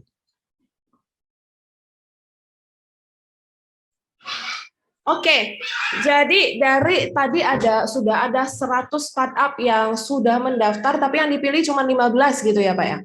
Ya, kurang lebih betul. Tapi bukan berarti yang tidak terpilih akhirnya tidak diapa-apakan. Kita tetap akan jalin hubungan dengan mereka ya. Artinya kita akan tetap kontak karena mereka bisa juga apa namanya mendaftar lagi di program berikutnya, periode berikutnya. Karena kan setahun kita 2 kali nih gitu ya. Jadi Oh, mereka bisa memperbaiki apa yang sudah mereka lakukan supaya mereka terpilih di program berikutnya gitu. Jadi jangan pernah menyerah. Karena sekali lagi bahwa program akselerator ini ada beberapa dan termasuk kita juga harapannya adalah jangan berhenti di situ teman-teman gitu. Jadi memang kalau belum sempat terpilih jangan patah semangat, terus perbaiki. Kalaupun tidak lolos itu kita punya satu lagi mekanisme namanya venture building gitu ya, di mana teman-teman di luar startup akselerator itu bisa juga kita dampingi untuk apa namanya berkembang bisnisnya di luar program akselerator. Nah ini pendekatan agak beda. Nantinya teman bisa lihat di website kita tentang detailnya seperti apa. Jadi antara venture building sama startup akselerator tuh ada perbedaan apa namanya prosesnya gitu ya. Tapi yang pasti adalah yang kita akan lakukan prioritas saat ini adalah akselerator program kita batch pertama tahun 2022. Ya ini adalah menjadi perjalanan yang sangat penting buat Thunderbird untuk membuktikan kepada teman-teman bahwa ada loh pilihan yang terbaik di antara yang ada sekarang. wow, ini luar biasa banget. Jadi teman-teman, untuk Anda yang sedang akan membangun startup, jangan lupa untuk segera mendaftarkan diri Anda di tadi www.tunnelrate.com/apply ya. Mungkin panitia bisa bantu untuk tunjukkan lagi slide yang tadi, sekaligus juga boleh bantu diketikkan di kolom chat supaya teman-teman kalau mau mendaftar juga lebih mudah, bisa langsung scan barcode atau mungkin bisa langsung copy dari kolom komentar.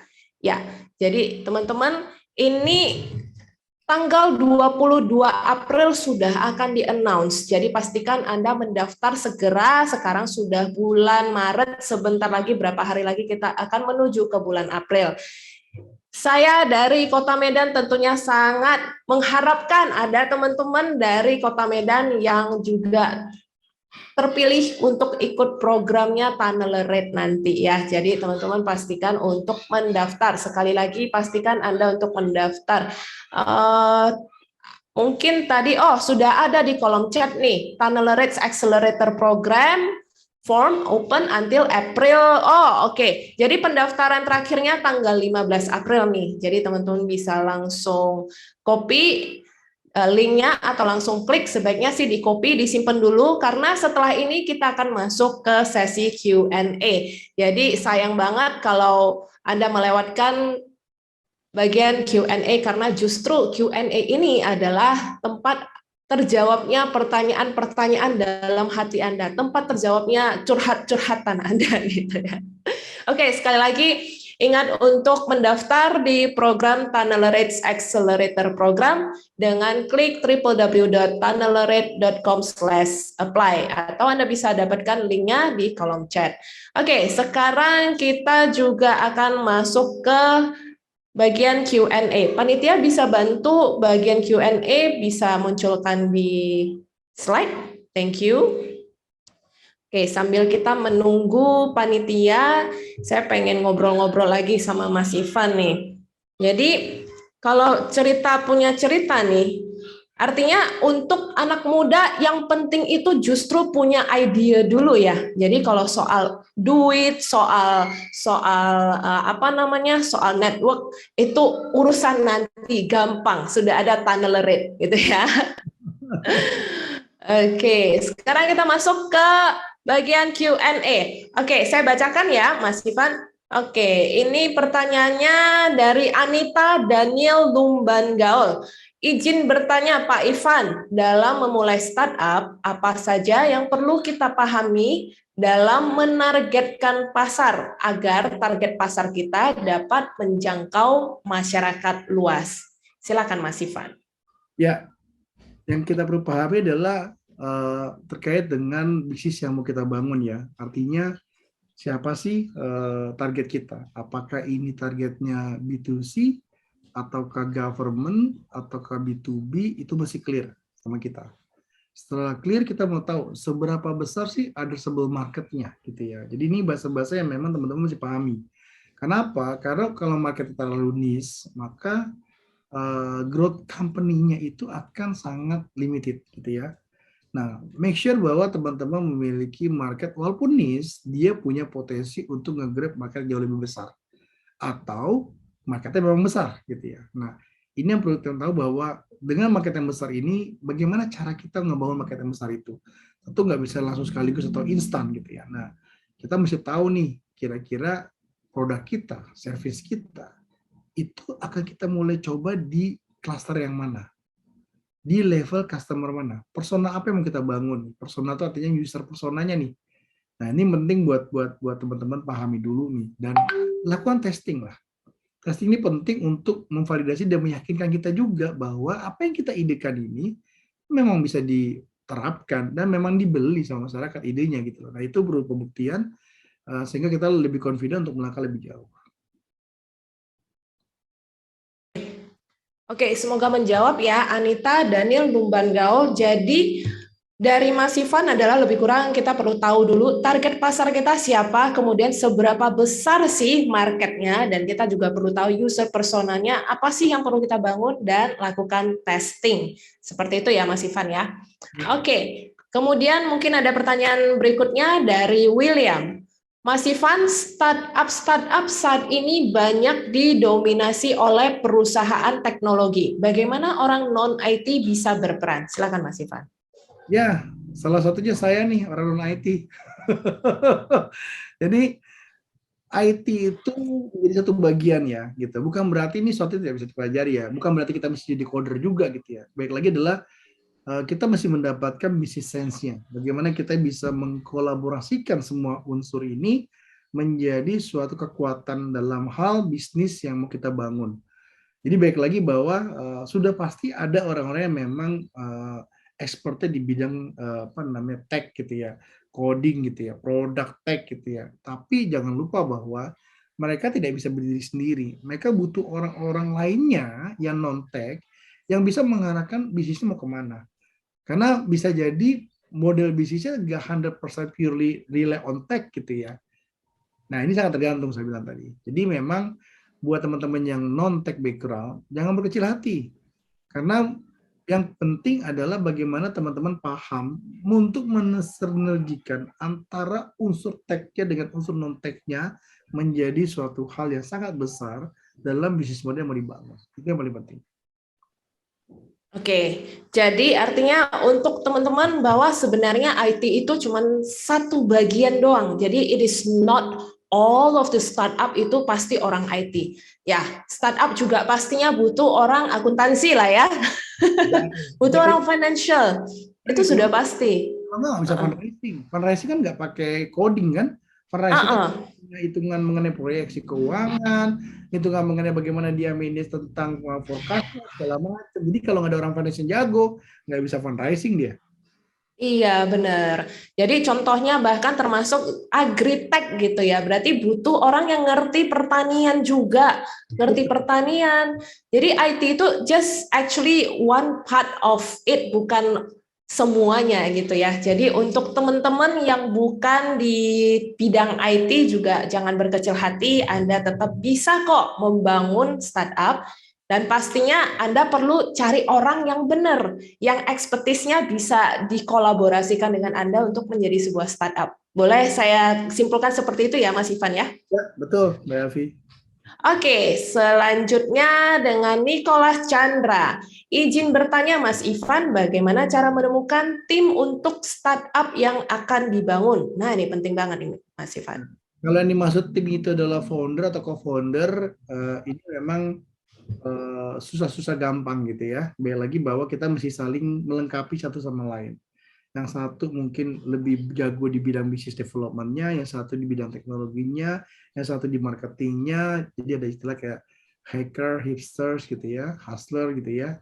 Nah, ini menjadi suatu hal yang challenge tersendiri ini gitu. Dibilang susah juga enggak, tergantung nih. Tapi tidak ada yang sempurna ya. Baik saja jadi mereka butuh 3-4 kali ketemu, and then berjodoh gitu ya. Bisa jadi bertemunya sampai 10 kali baru berjodoh gitu ya. Nah, itu sangat karakter yang mau kita bangun seperti apa. Nah, terkait dengan tim ya, umumnya quick win atau cara yang umum sering dipakai adalah mencari orang yang pernah bekerja sama kita. bekerja sama lah. Itu yang paling mudah, yang paling sedikit risikonya, karena kita tahu. Karena dia ngerti juga kondisi kita seperti apa, gitu ya. Jadi orang asing itu merupakan prioritas kedua. Yang pertama adalah orang yang kita kenal. Walaupun mungkin secara skill set-nya tidak sebagus orang yang tidak kita kenal. Tapi again, there always hal yang kita mesti manage ya, expectation-nya gitu ya. Jadi for the early stage gitu ya, sometimes semuanya nggak ideal. Tapi ketika kita sudah kuat, ketika modal sudah datang lebih dari para investor, kita punya sedikit keleluasaan untuk bisa meng-hire orang lain yang jauh lebih bagus gitu.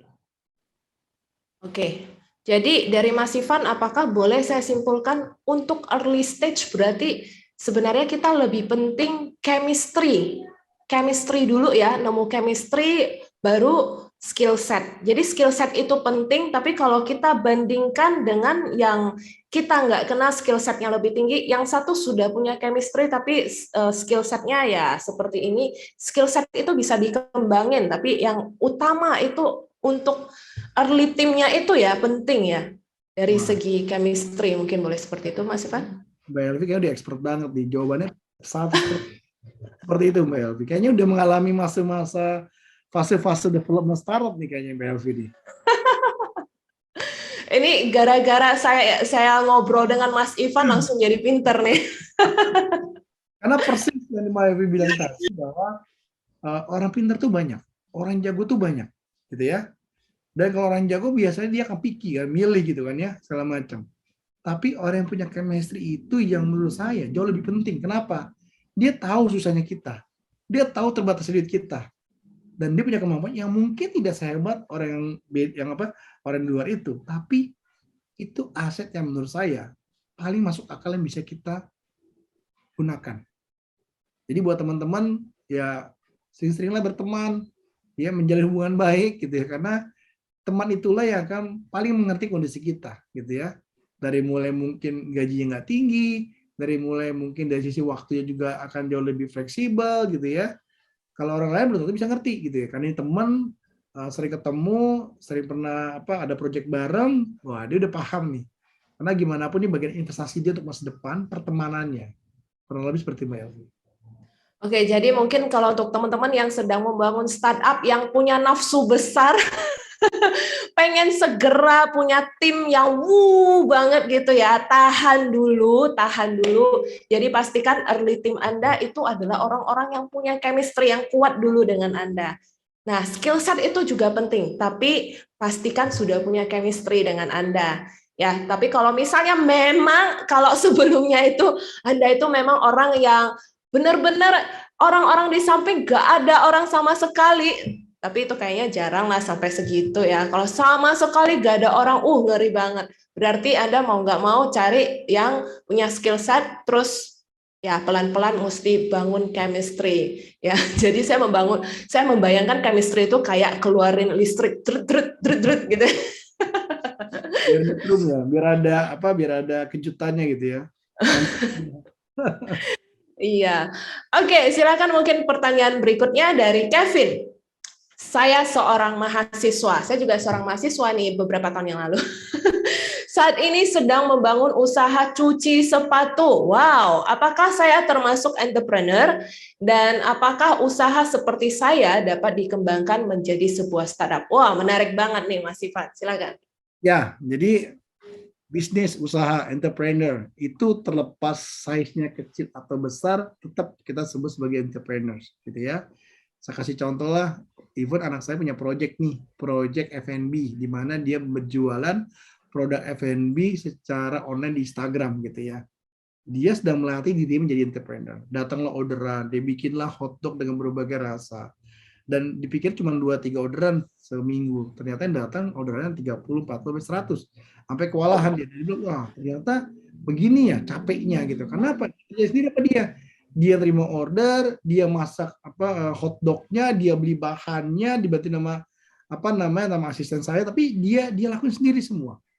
Dia berasa, tapi capek ya jadi entrepreneur. Capek nak, saya bilang. Semua dilakuin sendiri. Iya. Di tahap awal, you become the chief everything officer. Gitu ya. Nah, itu ada satu pelajaran bahwa di saat uangnya terbatas, dia nggak punya banyak pilihan. Dia nggak bisa hire orang banyak. Sehingga dia masih menjadi multitasking person. Gitu loh Mbak Evi.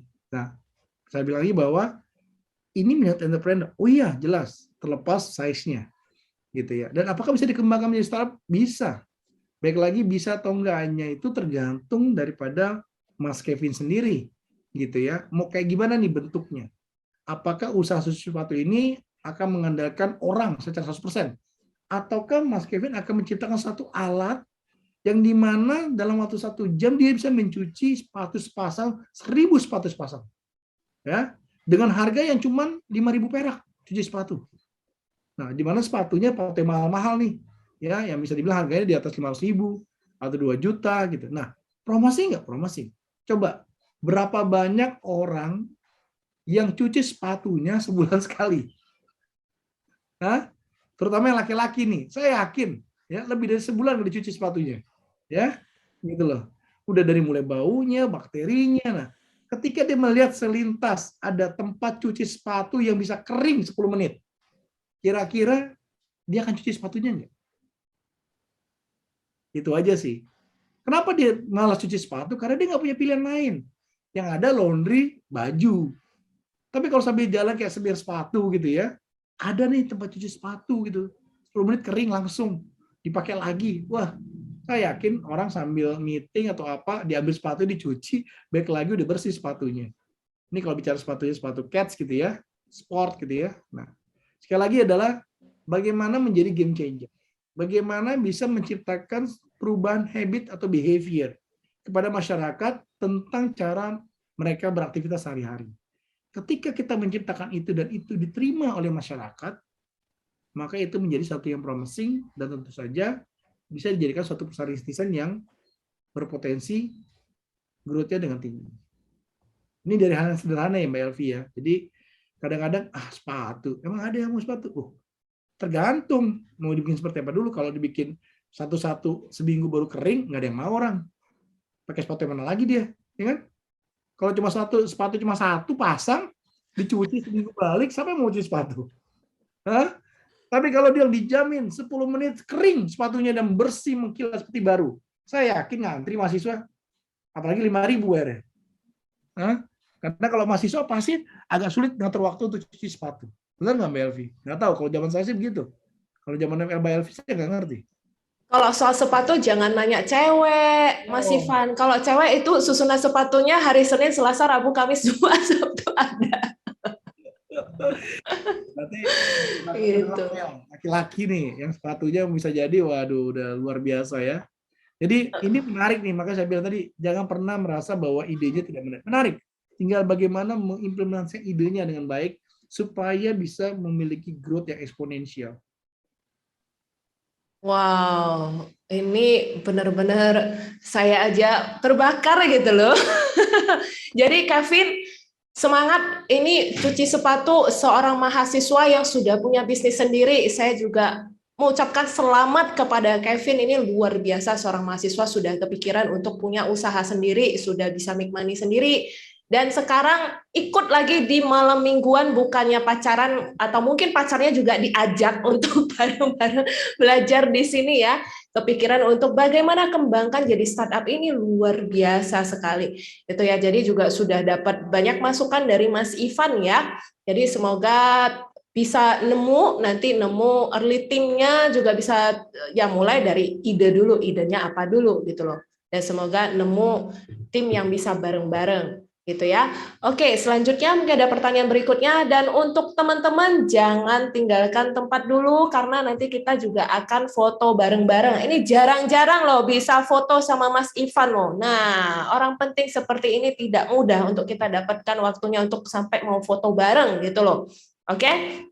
Nah, ini pertanyaan berikutnya dari Ayu.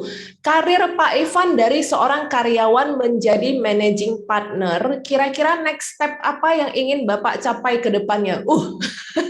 Silakan Mas Ivan. Aduh, ini berat di pertanyaan nih. Next step-nya apa? Ini aja kadang-kadang kita tidak pernah bisa merencanakan secara detail masa depan kita, gitu ya. Nggak pernah bisa. Jadi kalau ditanya saya, next-nya apa Pak? Yang pasti adalah apapun yang saya lakukan, satu hal yang menjadi pijakan saya adalah hal itu harus banyak membantu orang banyak. Sesederhana itu. Seklise itu. Kenapa? Karena saya ngerasa dari situ rezeki saya datang. Yes. Karena apa? Uang, sukses segala macam itu akan datang dengan sendirinya. Dikala apa yang kita lakukan itu membantu orang banyak. Jadi sebenarnya uang dan sukses itu sebenarnya adalah akibat dari apa yang Anda lakukan telah banyak membantu orang.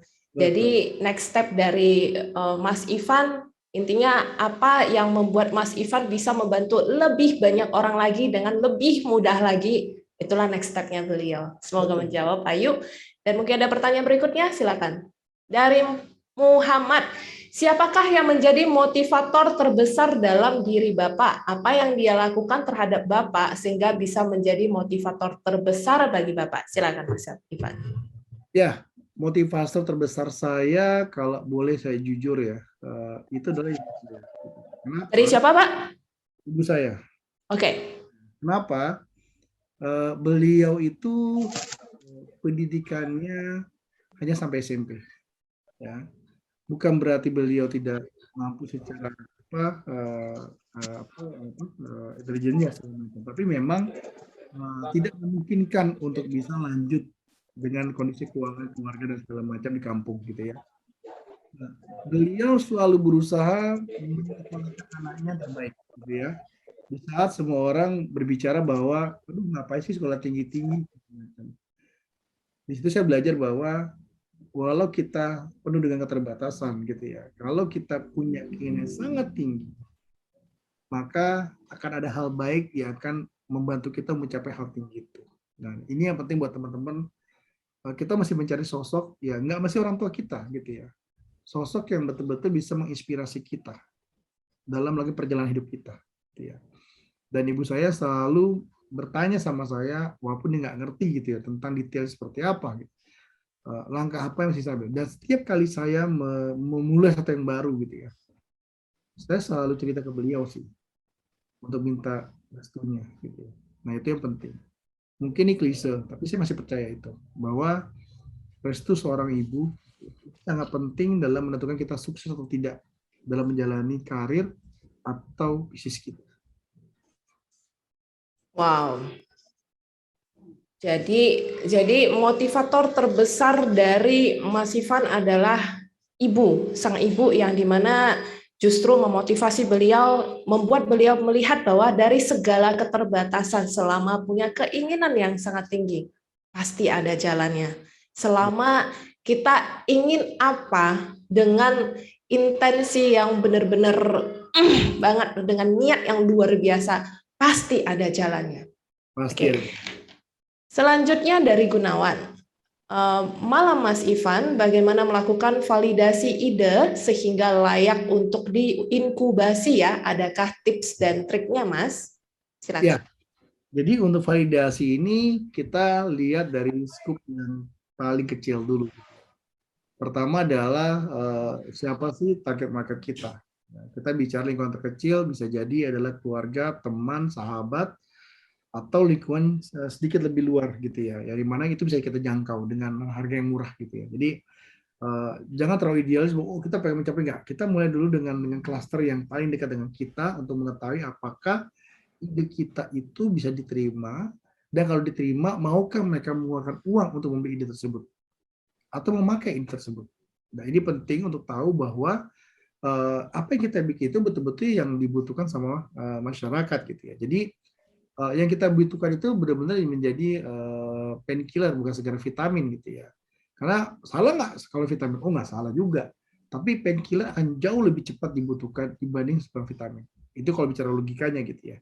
Jadi make sure bahwa ide bisnis itu betul-betul memang yang dicari orang, yang dibutuhkan orang. Tapi mungkin orang itu tidak sadar atau belum menyadari gitu ya. Dan baru menyadari ketika kita datang ke mereka gitu ya.